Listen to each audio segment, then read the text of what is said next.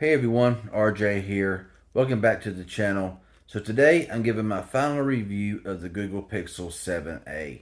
Now unfortunately I do not have the phone in hand, as I did end up returning that phone, and I will explain why somewhere in this video, so be sure and stay tuned for all of that and everything.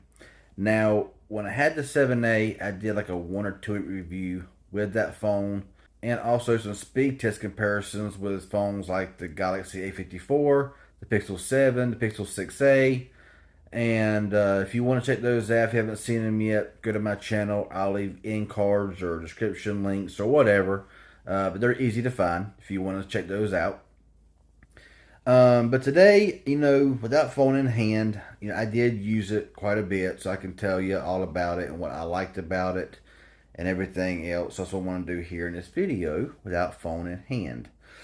The 7a was a great phone. There's really not anything that I can say about the phone that was negative in the phone itself. To me, the phone worked great. So the first thing about the phone that I really like, either in no specific order, it's just whatever pops in my head first. But the number one thing is the styling of the phone. I love the Pixel style. I love how the phones looked. And the 7a basically looks just like a 6a. Same size display. It's made out of the same material on the back. I mean, basically a 6a and 7a pretty much identical, except for the camera bar was lowered a little bit, on the 7a, just so cases wouldn't work from the 6a to the 7a. My personal opinion on that, but it had a plastic back, which is more durable. Yeah, it's not as premium as glass, but glass shatters. So I feel more comfortable dropping a 7a than I would, a 7 with its glass back, because, yeah, it's plastic. I love the color of the phone. The unofficial Carolina blue color that I named it was a beautiful color on that phone. I like the way that around the camera bar, it was like, kind of had that blue tint as well, along with the sides of the phone had that blue tint. It just looked really good. Some like visor style back here on the back, and some hate it. But the one thing that I can say about it is, when somebody is using a Pixel phone, because it's really the only phone like it. A lot of phones are so generic looking on the back, they all look the same. But you can spot somebody with a Pixel phone from anywhere, because they're just different. So I love the design. Also, its compact form factor. Now, I know this is one of those things, is a love or hate thing. I like small, compact phones. That's why I use a phone like this, the Asus Zenfone 9 with a 5.9-inch display, because if you're out and about, you're wanting to take pictures or videos, it's not some great, big, ginormous phone in your hand. It's very easy to hold, very easy to hold on to, and take those fantastic shots from those great cameras on the 7a. Some like a smaller phone, some like only big phones. It's everybody different preference. Nobody's right, nobody's wrong.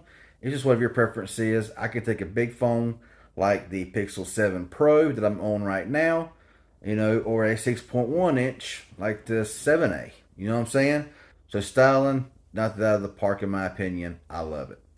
Secondly is the performance. It ran the Google Tensor Gen 2 octa-core chip. Had 8 gigabytes of RAM, which was really nice. And the Tensor Gen 2 chip in that 7a worked very, very well. It handled whatever you threw at it, whether you throwing heavy games at it, if you were using it to multitask. It was up to the task. It done what it was supposed to do. Now, if you wanted to put it up next to one of the closest rivals, in my personal opinion, was the Galaxy A54, because they're very similar in price. But the Pixel 7a with the Tensor G2 chip would demolish the Galaxy A54 5G in performance all day long, no questions asked. Yeah, I mean, that phone cannot hang with a 7a, or really even a 6a, probably, for that matter. So the performance was on par. And that's kind of one of those things where it was very similar with the Pixel 7. I may have already said this, can't really remember. But you had 8 gigs of RAM, the Tensor Gen 2, chip, and, the storage 128 gigabyte in the Pixel 7, and the exact same, with the Pixel 7a. So it's kind of one of those things where it's like, difference in price, but it was just too close together. So the performance, major plus, it worked great, and it would pretty much do whatever you wanted it to do. Next up is battery life. Now, to me, battery life was good. I don't remember the exact battery size, nothing like that. But it was about on par with the Pixel 6a, the Pixel 7. Everybody uses their phones differently, for screen on time, for standby time, how much you use your phone, how much you play on your phone, whatever. It's going to always vary. So battery life is very hard to judge and to say if it's good or if it's bad, because for some it's going to be great, for some it's not going to be so good at all. So it's one of those things. But for me, battery life, was about on par with any other Pixel that I've used. So I had no problem with battery life. Now, to wrap this video up, I do want to hit on a couple of things with this kind of like a 7a and a 7 deal here. And the reason why I did return the phone and stuff like that was, the reason why I returned the phone was because it was so similar to the Pixel 7. Now, the Pixel 7 I did buy on my own. It was not sent to me. I purchased it online. Yeah, so it is a phone I paid for. And I bought the 7a because, paper is just paper. Specs on a sheet is just specs on a sheet. And honestly, you cannot speak on a phone if you don't own it, okay? Too many people out there, they want to do a lot of this on something that they've never owned, never used, never touched. And, that's not how I wanted to be with any phone, no matter how close it resembled the Pixel 7 or anything else, Unless I use it for myself, I can't speak on a device. And that's any device. Sure, you may have your opinions, but that's all they are opinions. Because until you get that phone in your hand, kind of like the Pixel Fold right now, until that phone's in your hand, you can't say a daggone thing about it, okay? You can't go by what some YouTuber says or what the masses say. You have to use it for yourself, okay? Because you have no right to say anything about it if you've never used a phone. I don't know where that came from, but it just kind of came out like that. So, whatever. So, I bought it for that reason because I, just wanted to see what it was about for myself.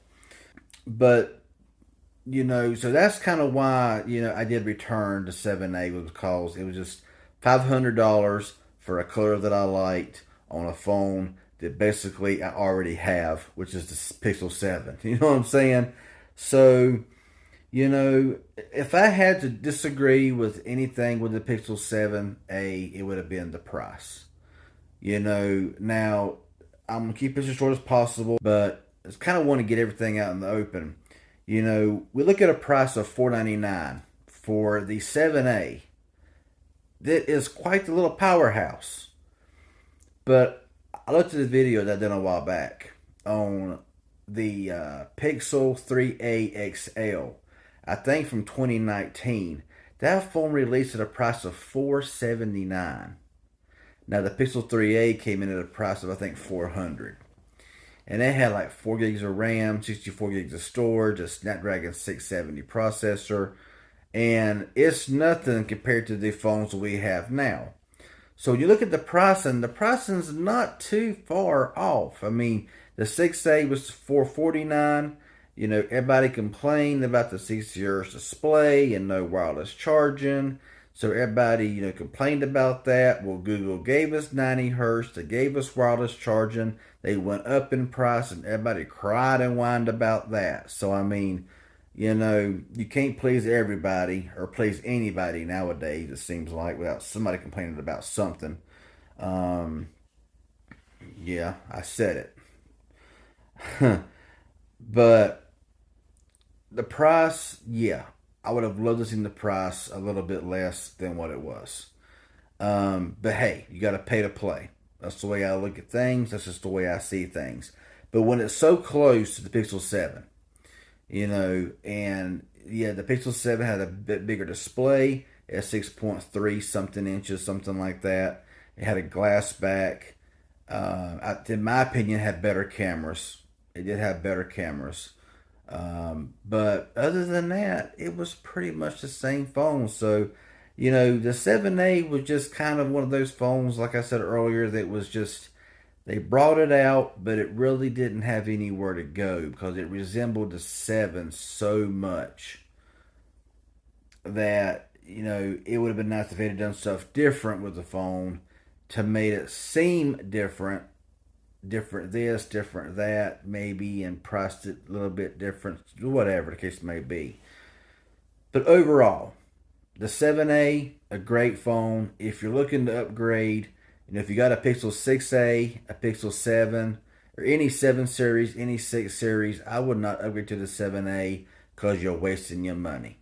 If you got a 5 or a below, I would say upgrade to the 7A all day long if you're looking for an upgrade because it's a great phone and I highly recommend it. So, with all that being said, I'm going to finish this video off here. It's helpful and informative anyway. Hit the like button. If you have any questions, leave it down in the comment section. If you're new here and you haven't subscribed, consider subscribing. Turn that bell on beside it to receive all notifications of future videos like this and others, and I would appreciate it. Y'all have a good one, and thanks for watching.